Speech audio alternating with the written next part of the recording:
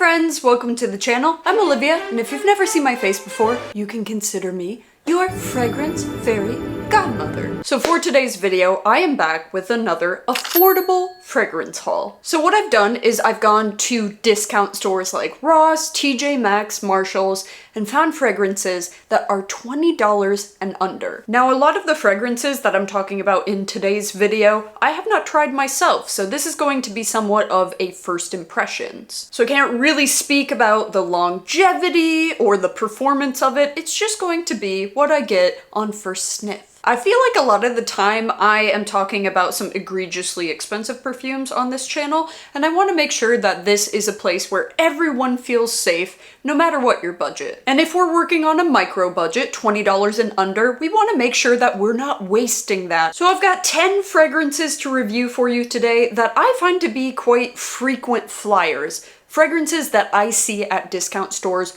all the time. So hopefully, if any of these are good, they'll be easy to get your hands on. And after all is said and done, all of the fragrances in today's video are going to be donated to the women's shelter in my neighborhood. And I just want to take a quick second to encourage you guys to do the same if you're able to. Even if it's a matter of taking a couple cans of food or some clean underwear and socks, anything helps. Although fragrance is super duper exciting, I don't want this page to become just a push for consumerism.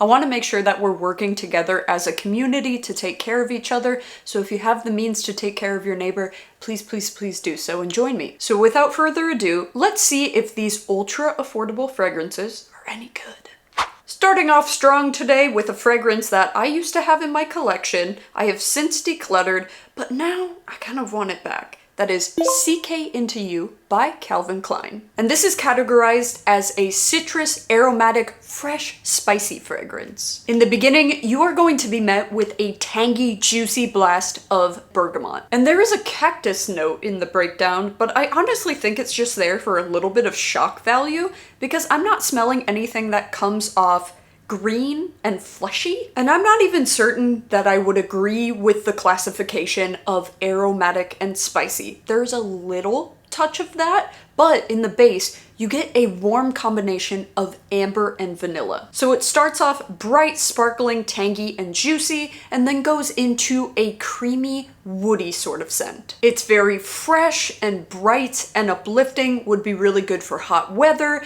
and comes off very unisex. It does come off ever slightly sharp and synthetic in the beginning, but when this warms up on the skin, it does have a beautiful creamy sweetness to it that's not overpowering and doesn't go too far in the gourmand territory and stays very fresh. And for $20, I think that this one is an absolute steal. This is a fabulous fragrance for summer or every day wearing to work. I mean, you could really wear this in any occasion. I find this to smell way more expensive than it is, and for $20, I will definitely be adding this back into my collection, and I think I was a fool to get rid of it in the first place. So we're starting off strong with CK Into You as a big old thumbs up. I did actually pick up one more from the house of Calvin Klein, and I don't believe that I've reviewed this one before. So this is CK1 Shock for Her. And this one is classified as a sweet and fruity vanilla and floral fragrance. And this also has some very interesting notes to it. You've got the note of red poppy, Mexican chocolate, and blackberry. Upon first smell, I definitely get something that is delicately musky, fruity, and semi-sweet, but this is more on the fresh side to my nose. And I don't really get something chocolatey out of this whatsoever, so I don't know what that note's about. Now this one is definitely sweeter, more fruity, a little bit more feminine than the last one, and I could see this being an easygoing day-to-day fragrance for somebody who's newer into fragrances and wants something that comes off feminine, fresh, and delicate. With that being said, I find it a little bit underwhelming. So if it were to come down to CK Into You and Shock, I would definitely go with CK Into You. Now for $20, do I think that this is worth it?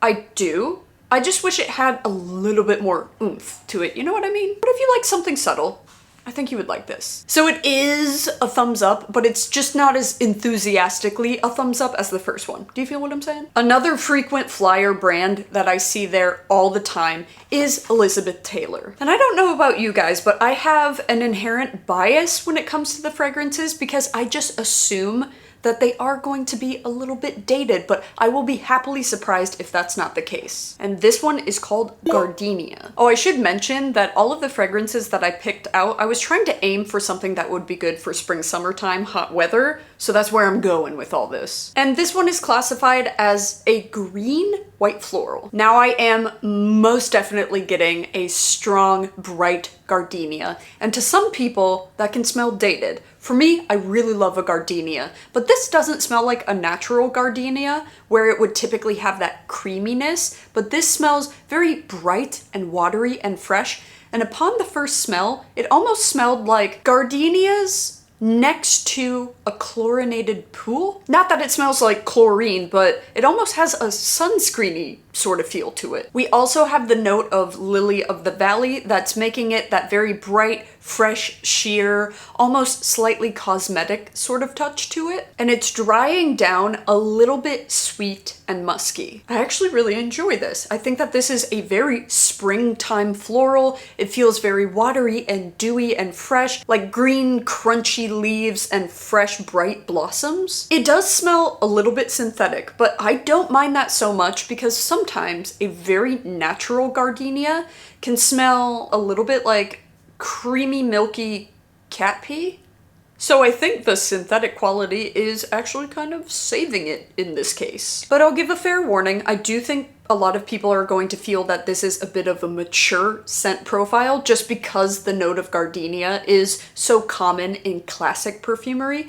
I enjoy it, but it's up to you whether you like white florals or not. But if you do like white florals, I'll give this one a thumbs up. Now this next one is from Elizabeth Arden, and I've reviewed sunflowers in the past, but the color of this box really caught my eye. I haven't really seen this one frequently, but this one is called Sunlight Kiss. And this one is categorized as a fruity, citrusy floral. Interestingly enough, in the top notes, we have the note of loquat, which is a fruit that they have in Japan and China and kind of smells like the cross between a peach and a plum. I am getting a little bit of fruity sweetness, but this one comes off much more floral. We've got a jasmine and cyclamen, and this is coming off very shampoo-y, very clean, fresh, almost a little bit soapy. And I'm not sure what it is, but there is almost something coming off a little bit metallic to my nose that I do find a little bit bothersome. However, I find this one more enjoyable than the original sunflowers, which I wasn't terribly a fan of. I didn't dislike it, but I do like this version better. Between this and Gardenia, I do think that I like Gardenia better,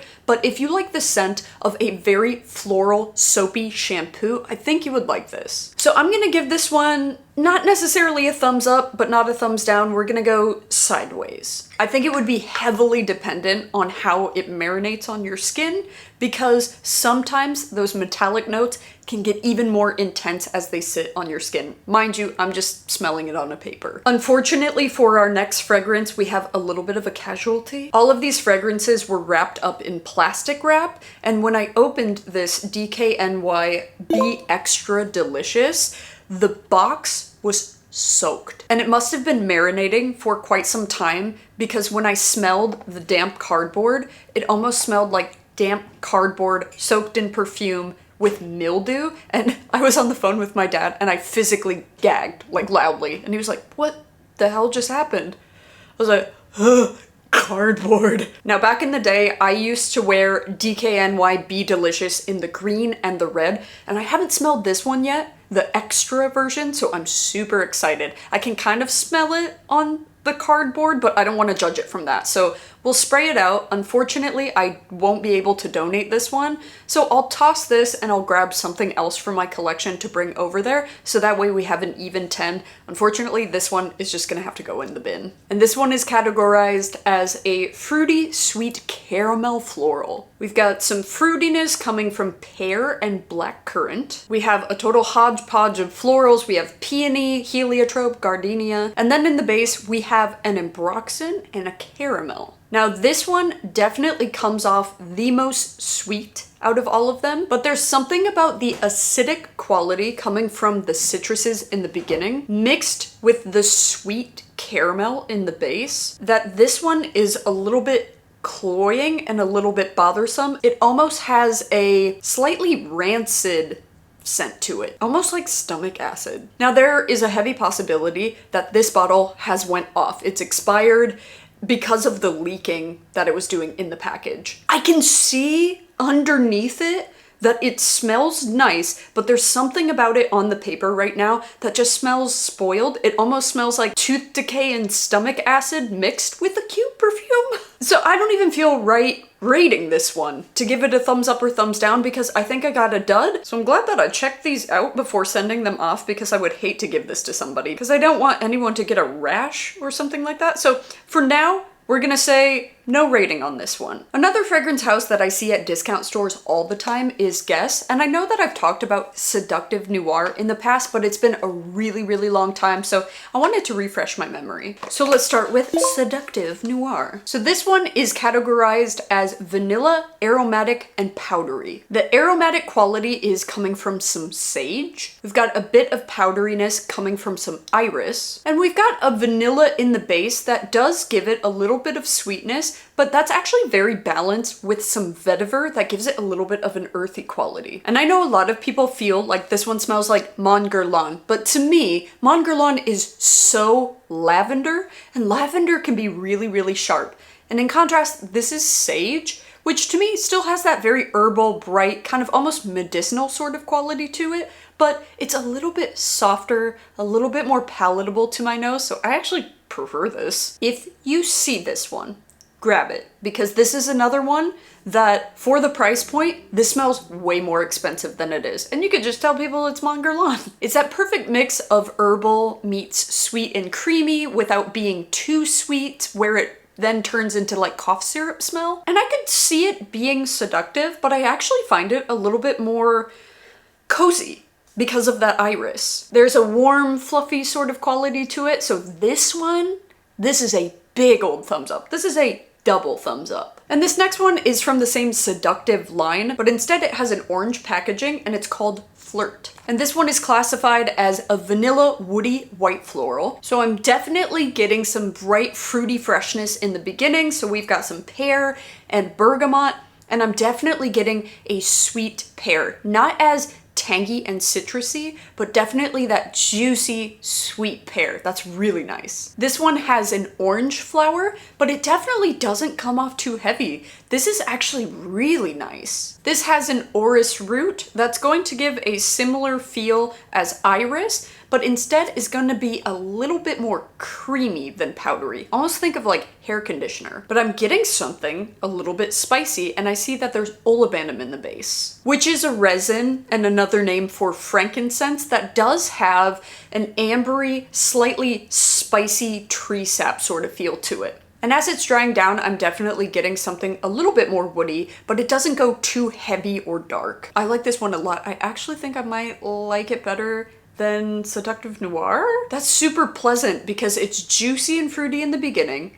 The white florals are not suffocating and heavy, but then you get like an unusual kind of natural spiciness. This is really fun. I like this one. Safe to say, this one is also going to be a thumbs up. So if you had to pick between the two, you would go with Seductive Noir if you like something that is more herbal, and then if you like something that's a little bit more fruity, fresh floral, go with Flirt. This next one is Amore by Vince Camuto, and now I'm kind of thinking if I reviewed this one in my last affordable haul, I'm blanking. I can't remember. I have seen these in discount stores many times, but I actually haven't tried a lot from this house. And this one is classified as a sweet floral citrus. In the beginning, you have some passion fruit and clementine, and I am definitely getting almost the skin of a clementine. You know when you squeeze the skin and you get that oily residue on your fingers? That's kind of what I'm getting. But something that comes off a little bit green, and I'm seeing that there's cassis in this and lotus,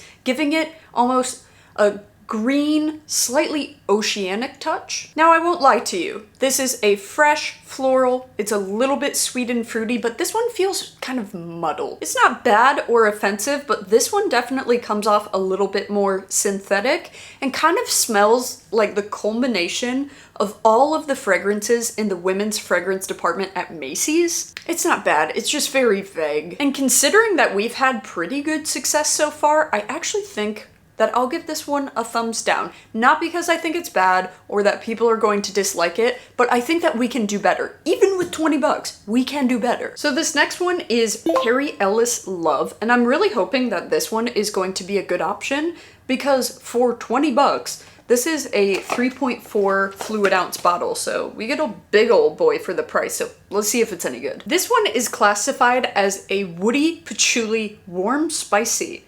I was not expecting that from the light pink bottle and the name Love. This one smells completely different from the rest, and before looking at the notes, I expected this one to smell like the last one. I thought it was going to be kind of a generic, fruity, floral, musky, easygoing, but this is different. I'm definitely getting something a little bit spicy in here, and I see that in the beginning there's black pepper, and I am getting a rose patchouli combination. And the patchouli isn't too skanky danky, it's not too funky hippie, it's more of a fresh spicy patchouli. Wow, this is kind of sexy in a grown woman sort of way. This is reminding me a little bit of Coco Mademoiselle, but Coco Mademoiselle has a lot of citrus, and the combination of the citrus and patchouli to me smells like bathroom cleaner. This one does not. This one is much more woody in comparison. Wow, I'm really taken aback here because this smells very sophisticated. So if you like more warm, spicy, woody fragrances with a very prominent patchouli and a rose that doesn't come off too dusty or vintage, I think you would like this. If you like Coco Mademoiselle, you would like this. This one is definitely a thumbs up. I swear I'm not just saying that I like all of these. I promise you I'm not doing that. I'm trying to give an objective eye, but you know, these are mass marketed fragrances that are meant to be likable, and some of them, they're not as unique, but this one, this is quite a bit more unique than the others. And lastly, we have Fantasy Intense by Britney Spears. I did review quite a few of the Fantasy line in my last one, but I didn't try the Intense version. This is also another big bottle for 20 bucks, and the color of this one is actually very pretty with the gold detail. Okay, it's a little Claire's, but it's fun. It's fun. And this one is classified as sweet, woody, and fruity. Now in this one, we still have that note of white chocolate and cupcake like you do in the original. We're getting quite a bit of sourness at the top coming from some lychee and kiwi. I'm not getting something that's overly gourmand smelling. I'm not getting something cupcake. It is sweet, but it's not foodie like that. You know what I mean? I'll tell you straight out though, this one is way better than the original because this has a little bit of an earthiness in the base. Not a lot, but it has a little bit of a grounding patchouli that makes this one smell more expensive than the original. I feel like the original, it's cute, but it's kind of kiddish. This one doesn't come off as juvenile. There's definitely something quintessentially early 2000s about this. A little bit artificial smelling. So in comparison to the original Fantasy, I do like this one better. I'm not super duper enthusiastic about it, but I don't think it's bad. That's how I'm feeling with a few of these. If you like the original Fantasy, this one is objectively better, but overall is just not my personal scent preference. So that's all the 10 that I have for you today, but before we wrap up, let me pick my top 3 so that way we can really narrow down the cream of the crop. So if you're working on a more narrow budget and you're really looking to hone in on the best of the best, my top 3 out of these would be CK Into You, bright and citrusy, fresh, yet still creamy and vanilla amber in the base, warms up really nicely. Guess Seductive Flirt, a really, really nice combination of pear, orange blossom, but then having a really surprising spiciness in the base. This one impressed me. And Ellis Love. This was not what I was expecting, but it is a warm patchouli fragrance. Now be warned, if you're not into patchouli, you will not like this, but if you like Coco Mademoiselle, I think that this is honestly better than Coco Mademoiselle. So I hope that helps for those of you who are building your fragrance wardrobe, but doing so on a budget, narrowing down ones that sound interesting to you. And keep in mind, just because I say that something is great doesn't mean you'll love it, and vice versa. It's just a nice starting point, so that way you guys can get a little bit better of an idea, especially because we don't want to be wasting our money when it's fragrances that you can't really return. You can, there's loopholes, but you shouldn't. And I definitely will be doing this again sometime soon, so that way I can donate some more fragrances. So if you guys have some recommendations as to some really, really good cheapies that you see at discount stores, comment them down below and I'll try to get my hands on them. Thank you guys so much for watching, and until next Saturday, 10 a.m. PST, take care of yourselves, my friends.